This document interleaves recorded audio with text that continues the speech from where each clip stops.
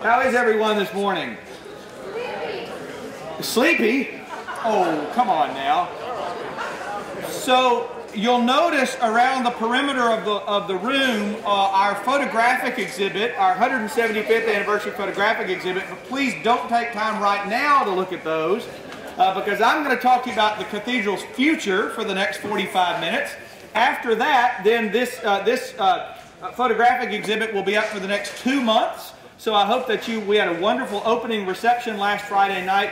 Special thanks goes to Dorothy Knox Houghton, who spearheaded this particular part of our 175th anniversary retrospective. My favorite, I love them all, but my favorite photograph is the one on the front wall of Reynolds Hall of Dean Richardson, Bishop Kellogg, who was the dean before Dean Richardson, and of course Bishop Hines, who was the last rector before the cathedral became a cathedral, and then became Bishop of Texas, and then became presiding bishop of the Episcopal Church.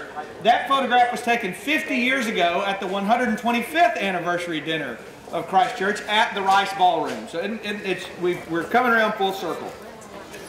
I'm going to go ahead and get started because I know that I have a full 35 minutes of remarks. Everything I'm going to say is included in the small blue booklet that I am hoping you will take with you. If you're at 9 o'clock church, I ask that no one take the Reese's Peanut Butter Cup. Resist that temptation. I didn't notice if it was still there after church. But I do want you to take this book home. This is your reference guide to what we have in store for the next 2 to 3 years. And so I want you to take this book home. Please don't leave it on your chair. Take it home, refer to it often, and it may answer questions that you have after today's presentation. Well, since September of last year, the cathedral has focused on a theme spoken by God to the prophet Jeremiah. For I know the plans I have for you, for a future filled with hope. At Christ Church Cathedral, we've embraced God's promise as our own. God has planned a bright and hope-filled future for us as a parish and as the cathedral of the diocese and as a beacon of God's very presence in downtown Houston.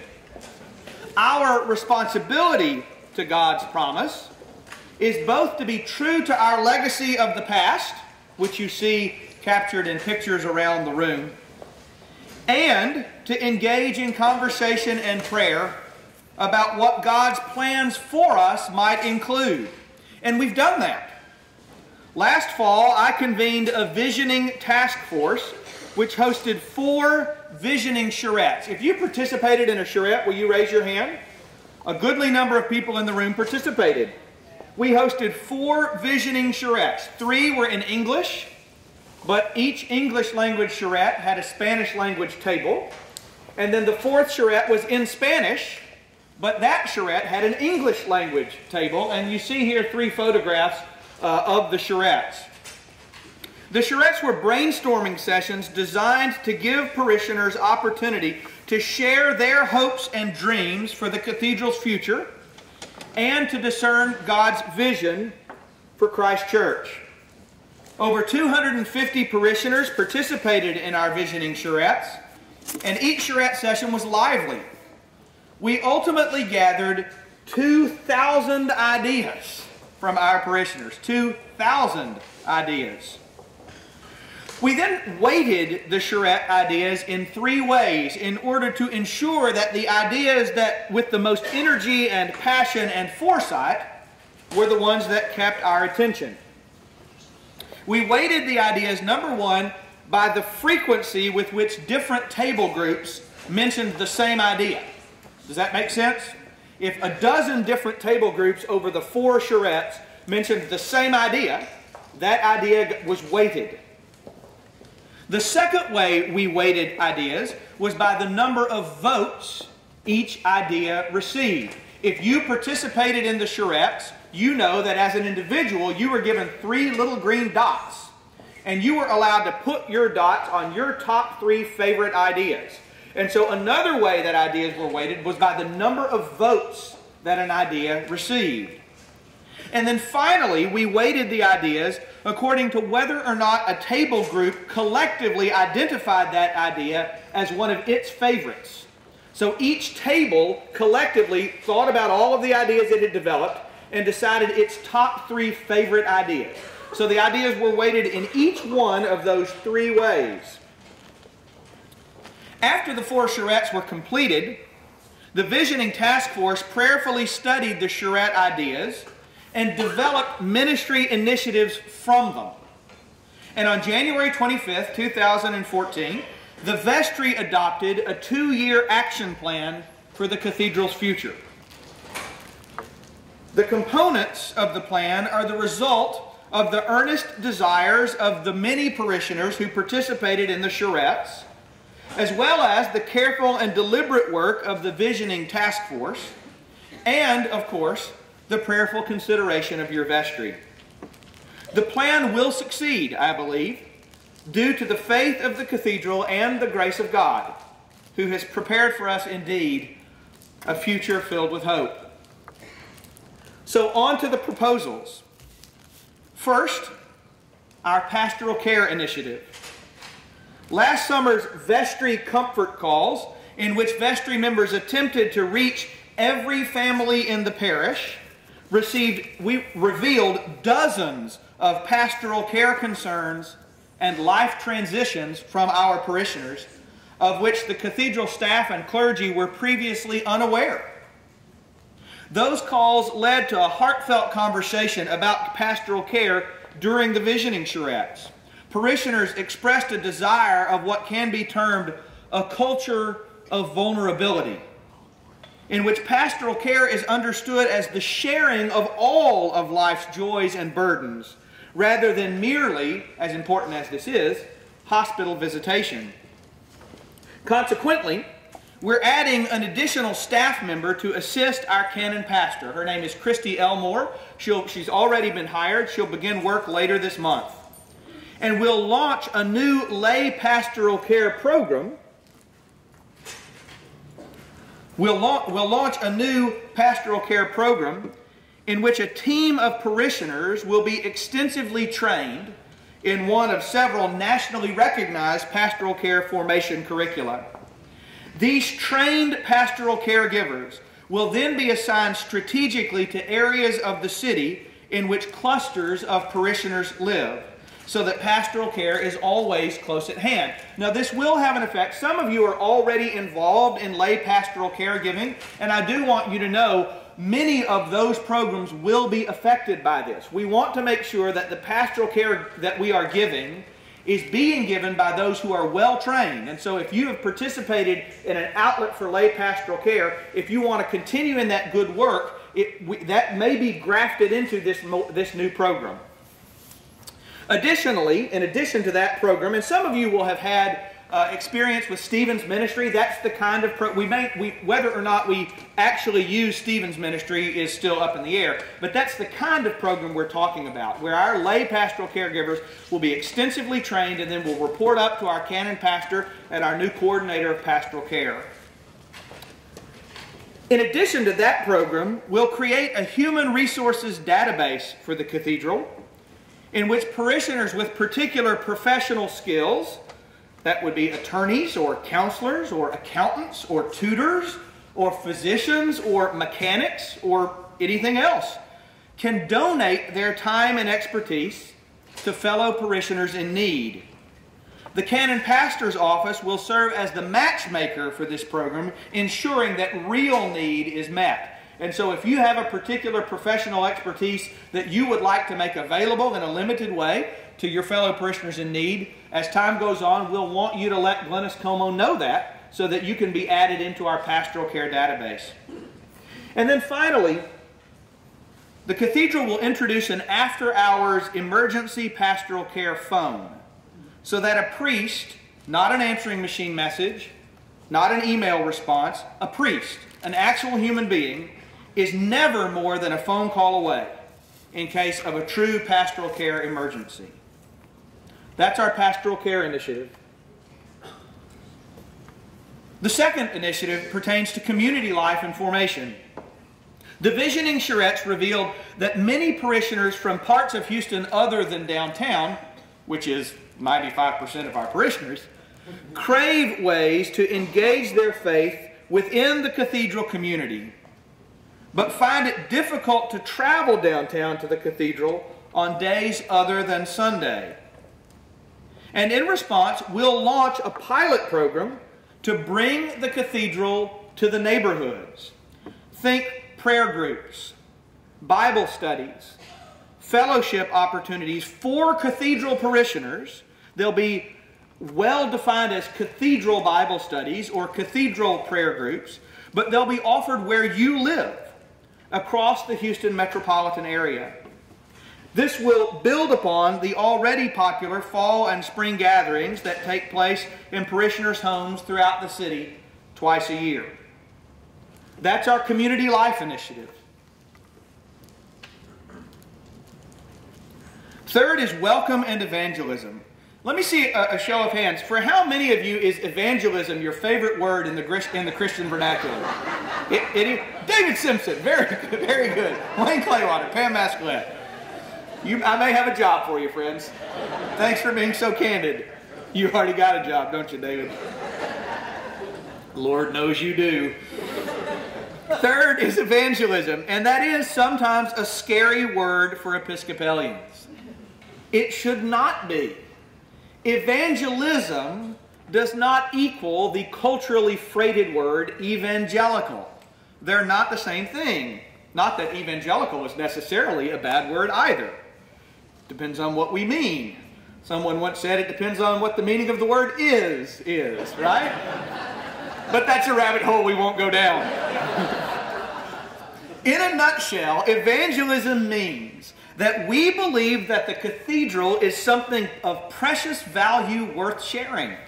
That's all it means. That the Cathedral is something of precious value worth sharing. And we want to share it with those who are spiritually hungry. According to Central Houston Incorporated, there are 25,000 people living within 1/2 mile of downtown Houston. And within the next 5 years, another 2,353 additional residential housing units are already on the drawing board. These are not conceptual housing units. These are units in the pipeline to be built downtown. Christ Church Cathedral is one of the few downtown houses of worship. And the visioning charrettes underscored a desire to grow the Cathedral numerically by reaching out to our mission field, by reaching out to downtown residents. So, through a coordinated welcome campaign, the Cathedral will reach out actively to downtown residents through a redesigned website, social networking, print media, and other creative means. The addition of a canon for welcome and evangelism, that's a new full-time staff member, Genevieve Razim. How many people know Genevieve? She's fantastic.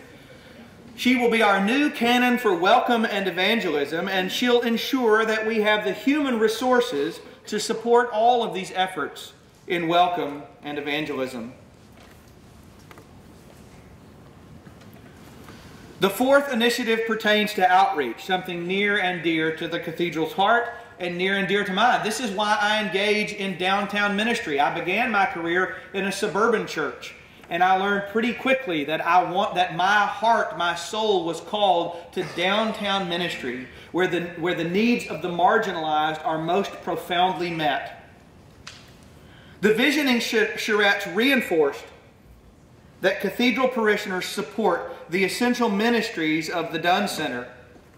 And so in 2014, the Episcopal Social Service Organization Community of the Streets, which is a diocesan organization, will redirect its resources and merge with the Beacon as part of an expanded effort in coordination with the City of Houston to eliminate chronic homelessness for downtown Houston by 2015. Not minimize, not diminish, but eliminate chronic homelessness in downtown Houston, in the City of Houston, by 2015.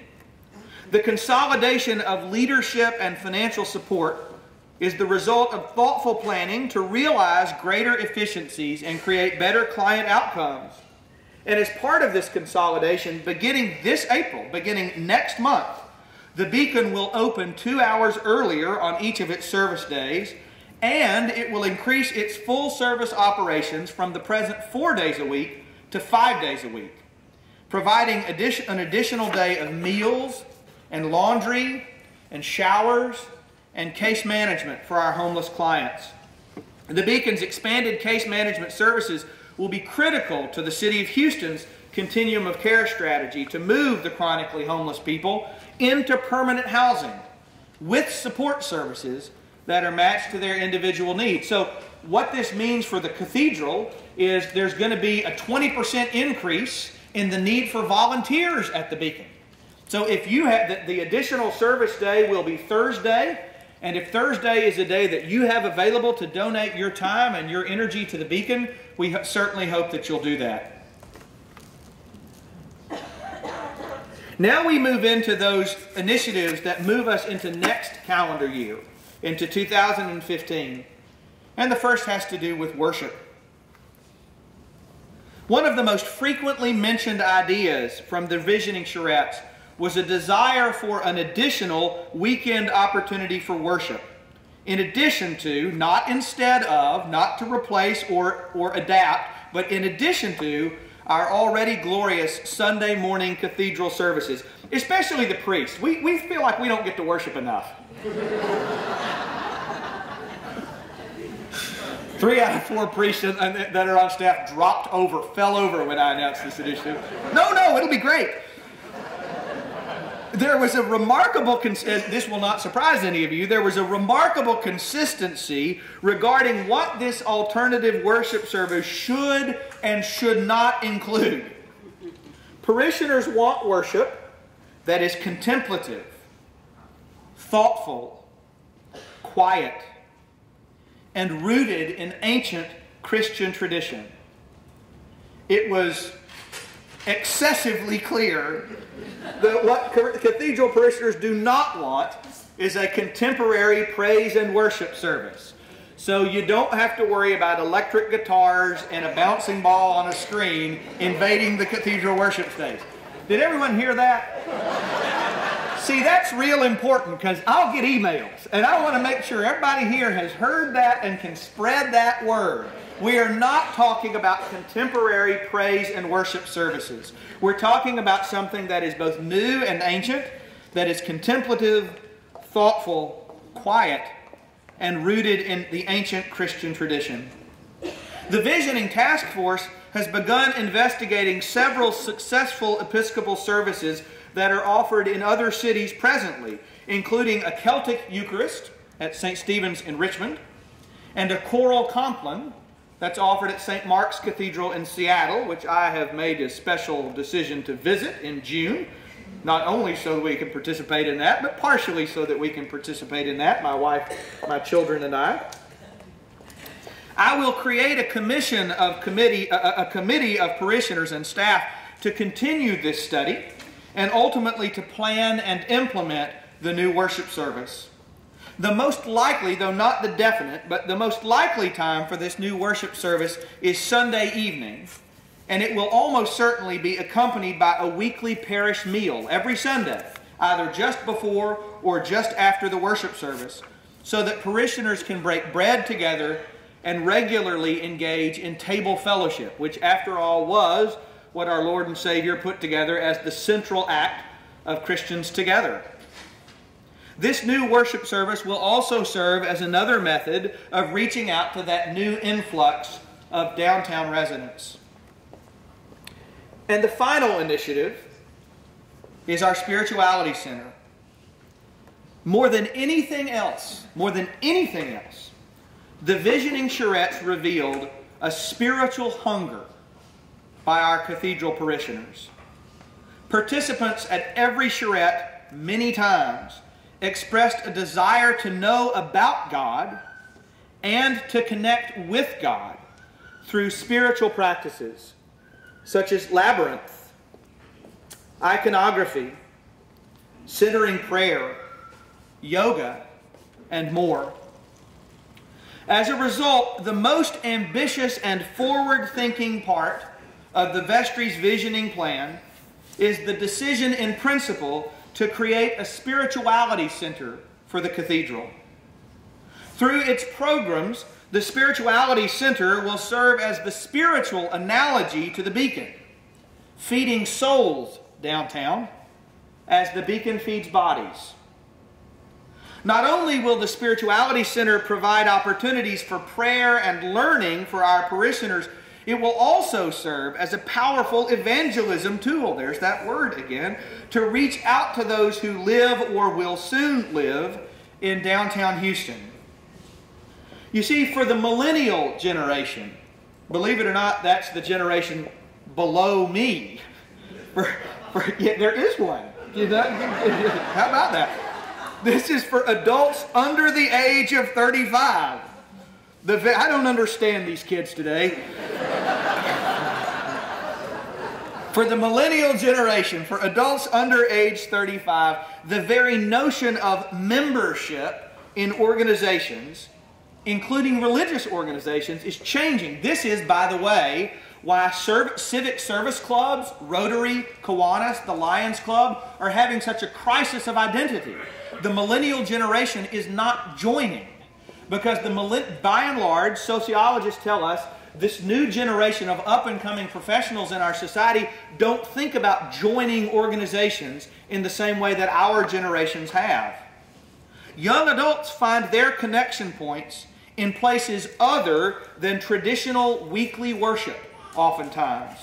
And so the Spirituality Center, like the new contemplative worship service that we're talking about, will be designed to provide those connection points through its program. It may be for the 24-year-old young professional moving downtown that attendance at church 3 times a week at 11 a.m. is not what membership at the cathedral looks like. For that 24-year-old, it may be that participating in yoga twice a week or walking the labyrinth on a Saturday morning, that may be what membership at the cathedral is for that person. And the Spirituality Center is designed to provide those opportunities, those connection points. The Spirituality Center will therefore be at the leading edge of what it means to be the church in the 21st century. It will be both for our own parishioners who have expressed that deep spiritual hunger in their lives and for those who are not yet parishioners. Archbishop of Canterbury, William Temple, famously said, the church is the one organization that exists for those who are not yet its members. That exists not only for those who are here now, but for those who are not yet its members. The investigative and planning process for the Spirituality Center will be careful and will be extensive in order best to ensure its success. We will seek and we will utilize the expertise of those who have established vibrant spirituality centers in other parishes to inform and help guide our plans. And we'll tailor our center to the needs both of the downtown community and of our parish at large. I have just empaneled that task force. It will have its first meeting right after spring break so that we can be about that work. This is our vision for the next 2 years. I want you to realize it was first articulated by you, by those 250 plus parishioners who participated in the visioning charrettes. It was then through 3 months of intensive work synthesized by the visioning task force through many meetings, much research, and not a little prayer, and endorsed by your vestry in January. For 175 years this month, Christ Church Cathedral has, in accord with our mission, proclaimed the love of Jesus Christ through word and deed to our parish, to the diocese, and to downtown Houston. And in all of these ways, we will continue to make that proclamation as we move into God's future filled with hope. I want to thank you all for being part of our past, especially this month, for being part of our present, and for being a vital part of our future. That ends the presentation, but I would be happy to answer any questions that you might have. Yes? If the new service, worship service is held on Sunday evening, would that replace the 5 p.m. service? Yes, it would. And I promise that on the planning committee, the task force, for the new service, there will be members from our present 5 o'clock service on that task force, so that that voice is heard. We have a small but very committed 5 p.m. Sunday evening congregation. I will say this, the tone and tenor of what we heard during the charettes would not be completely set. There would not be a sundering from the tone and tenor of the present 5 o'clock service, which is a quiet, sort of contemplative service already. But that's a great question. Yes, Phoebe? Barkley, what do you call, where are the limits to downtown? I'm confused because Sure. The strict limits to downtown as defined by Central Houston are the elevated freeways. And so when I use that 25,000 people living within a half a mile of downtown, believe it or not, there are 25,000 people living either within the elevated freeways or within a half mile of that. And that's sort of what we're looking at is downtown. Isn't that remarkable? I found that remarkable. Other questions?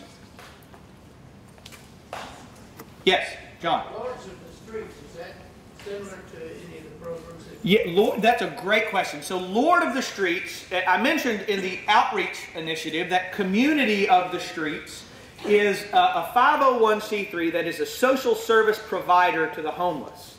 Lord of the Streets is a worshiping congregation of the homeless. It's a mission congregation of the diocese. Lord of the Streets will continue. They worship at Trinity Church in Midtown. None of that will change. They continue to have Bob Flick as their vicar. They will continue to be a vital and vibrant worshiping congregation for the homeless. It's the social service provision arm that's consolidating with the Beacon in order to better serve the Lord of the Streets community, many of whom receive services at the Beacon already on days that the Beacon is open, as well as the other downtown homeless who are not part of that congregation. So the congregation will continue. It's thriving, it's vibrant, and we'll be able to provide better social service outreach to all the homeless by this consolidation of resources. That's a great question, John. Yes, in the back? Our councils, you've named adding some people to the staff. Yes. How are our councils working through all this? Right. Et cetera? That's How is our structural... The council system is not impacted structurally by any of these initiatives. We don't have a worship and liturgy council, so there's not a council in place to do the work of investigating the new service. I'm impaneling an ad hoc task force to do that work. The councils that will be most immediately impacted by these initiatives are the Community Life Council, which is overseen by Melissa White, the Membership and Evangelism Council, which will be overseen by Genevieve Razine, the new canon for welcome and evangelism, and the Pastoral Care Council, which is overseen by Glennis Como, who will have Christy Elmore as her new Pastoral Care Coordinator. The Pastoral Care Council especially is already aware and has already begun conversation with Glennis about what this initiative looks like. Much of the council's present work will not be impacted at all by this new program. The new program will be in addition to the present work of the council. It won't diminish or change the present work of the council. It's no secret for anyone who serves on councils that some councils function better than others. And so I would say, in addition to, some councils are clearer about their mandate and mission than others. And so while councils are not structurally impacted by these initiatives, sort of as a sidebar to this, the staff and I have been in conversation, and some of the councils are aware of this because the work's already being done. I've already met with several councils about how to better hone their mandates and how to better understand the work that they want to do. The dog I have in this hunt is this. I have no interest in councils that are simply decision-making bodies but are not enactors. And so what I've shared with all the councils with whom I've worked is what I want are councils who are willing in one phase of their lives to develop ideas, but in another aspect of their lives to roll up sleeves and do the work. We have become, over the last few years, staff dependent in ways that even for the largest parish are not sustainable. And so part of the work of the councils moving forward will be to bring new folks onto councils and to help those who want to continue on councils reinterpret their work as heavy lifting work in addition to sort of policy making work. Does that help? Very much. Great question. Any other questions? Yes, Cynthia? I'm so pleased to hear about the spirituality center.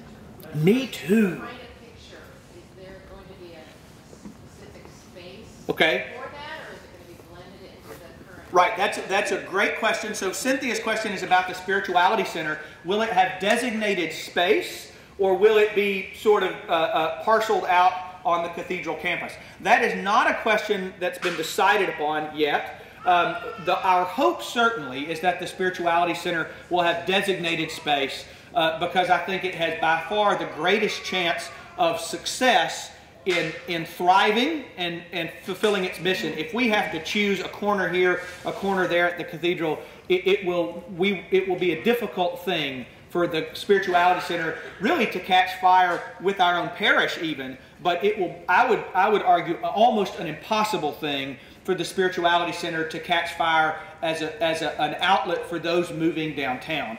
The Spirituality Centers that we're aware of that have thrived all have designated space. They have standalone designated space, as a matter of fact. We are not, I want y'all to hear me say this, the Cathedral is not in a position while we are still, this along with the praise and worship thing is something you should hear me say. So record this. Well, it is being recorded, so we're in good shape.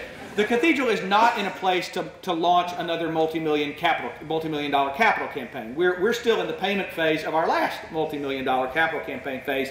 And so I want you all to hear that the Spirituality Center will not involve raising $10 million.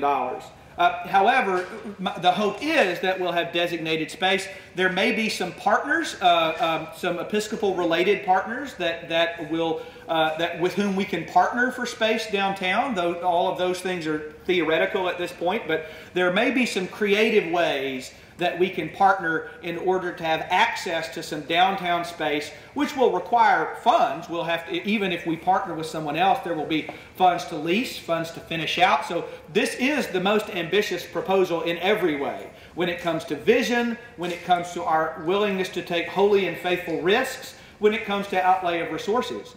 It's important to know, as you all will recall, I hope, from Will Hamilton's wonderful budget presentation at the annual parish meeting, this year's annual parish budget set aside $200,000 in the parish budget for visioning initiatives. So we have already thought ahead to what may be required and what we may need in order to launch some of these things. We've not waited until the proposals were ready to realize. We are the, which one are we? Are we the ant rather than the grasshopper? Is that the way that works? Which one sets aside food for the winter? The ant. We're the ant, right? We're not grasshoppers. We're the ant. So we're thank you.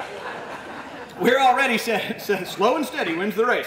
We're already setting aside funds for this. But our hope is that it'll have designated standalone space, marquee kind of space that is attractive and obvious. Yes, Fairfax. It seems to me, and maybe I'm not thinking clearly, that the move to go into the neighborhoods with Bible study and also the 6 o'clock service would be part of the Spirituality Center, that would fit into the spiritual recommitment. I think they're all part of the same recommitment. I think the way that we would staff and plan for those two things is separate. The Spirituality Center would ultimately have its own staff.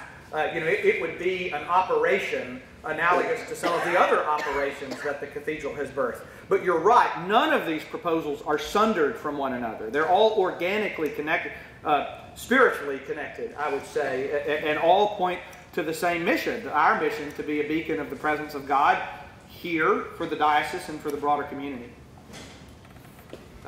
Yes? I'm not hearing, maybe there is still in the conceptual stage, how our Hispanic community is involved in this. Right. And how our youngest children and families with children are involved in this, since we have several things in which there are no offerings now for babysitting or child-related care right. while adults can come to them. Right. provision for children with regard to any of these things will be part of the planning process. Now, what I want to say about the Spanish language congregation is what emerged from the charrettes is what we pursued. There's nothing in this plan that was staff-driven or staff-conceived. There was nothing in this plan that was driven or conceived by the 12 members of the visioning task force. We truly, truly, truly took our cues from those weighted ideas that emerged from the charrettes. So if there are things that you see absent here, it's because they were absent from the charrettes. That said, some of the ideas here were just as accentuated by our Spanish language congregation as they were our English language congregation. Some of the offerings ultimately of the Spirituality Center will almost certainly be those that cleave most closely to Hispanic religiosity. I can imagine that, well, I wouldn't want to guess what those would be, but so those ideas are not sundered from this. What I'll say in addition to that, which is not directly related to this action plan, but is ongoing and is active, is my commitment to augment and enhance the spiritual support of the Hispanic congregation, the Spanish language congregation. I am constantly working on and looking into opportunities. Is Canon McGill in the room? He's teaching. Canon McGill is operating at full tilt to support that congregation. He is our only Spanish language speaking priest. And so seeking ways to augment our sacramental support along with Canon McGill of that congregation. I'm really not at liberty to go in great detail about that, but I want you to know I have a commitment to that, and that congregation knows that I have a commitment to that, to continue to, so that I won't allow our Spanish language congregation to be the afterthought of our community life. And so finding ways to ensure that we support them sacramentally, congregationally, is in the forefront of my mind always. Yes? Related to that, I was interested to know how specifically programs for children and youth be shaped. I think that programs for children and youth will be shaped partially, the evening activities that could surround that Sunday evening service could very easily incorporate children and youth. In some places, these Sunday evening programs, services that we've looked into have alternate opportunities for youth. In other places, the services themselves are tailored to be inclusive of children and youth in a very meaningful way. Partially, they're tailored by duration. Often these services are planned as 40 to 45 minute in length services, so that children and youth can be actively engaged and involved in a way that includes their time, their attention span. It could also, depending upon what that Sunday evening schedule looks like, it could affect the timing of youth groups. It could affect the way the youth groups engage in, especially with the parish meal, how we plan the parish meal so that it incorporates youth, and not just children and youth, but intergenerational interaction. Kelly? Is the mentoring program at Rusk considered part of your community outreach? Has it been mentioned at all? That's a wonderful example of something that did not emerge as a weighted idea from the charrette process. And what you need to know, it's very important that you know, none of these initiatives implies a backing away from anything that we are presently doing. And so our very important work at Rusk School, through Kids Hope USA, there will not be a backing away from that commitment. And you need to know that about all of these. Offering Bible study in the neighborhoods does not mean that the several Bible studies we currently offer on campus are going away. Redoubling our efforts at the Beacon do not mean that we're backing away from our commitments to Compass or New Hope Housing or our work at Rusk School or the At-Risk Youth Program or any of the other wonderful outreach initiatives that we're engaged in here. Sure. That's a great question. John? Have you decided which tenants on the west end of the Dunn Center will have to be relocated to make room for the Beacon expansion? At present, there are not plans that any of the tenants on the west end, that sounded to me, John, like a loaded question, so I'm going to unload it and say at present there are no plans for any of the tenants on the west end of the Dunn Center to be relocated. However, there are some creative possibilities once the spirituality, I'm not talking about the Dunn Center at all, but there are folks who office in the McGehee building right now, Bridget's Place being particularly one that comes to mind, that it could make sense to have located in a spirituality center, because the work of Bridget's Place is so constitutive to that kind of prayer and interaction and work. So the possibilities there are real. Last question, Kat. A long time ago, we had the center at the cathedral. Yes. I never really went to anything, but is this spirituality center, is there a connection between what that mission was? I don't really know what that What I know of the center is what Betty Adam has shared with me, and some of the things offered by the center as far as interfaith understanding and as far as opportunities for lectures and classes, yes. I think there's not a historical, tangible connection to that earlier endeavor, but as far as a connection in mission to the earlier theological center, yes, I think so. Okay, we are out of time. I want you to know, take the booklet home, read that. I hope this excites you, and if you have any questions at all about any of these initiatives, I hope that you'll reach out and we can be in further conversation. Thank you for coming.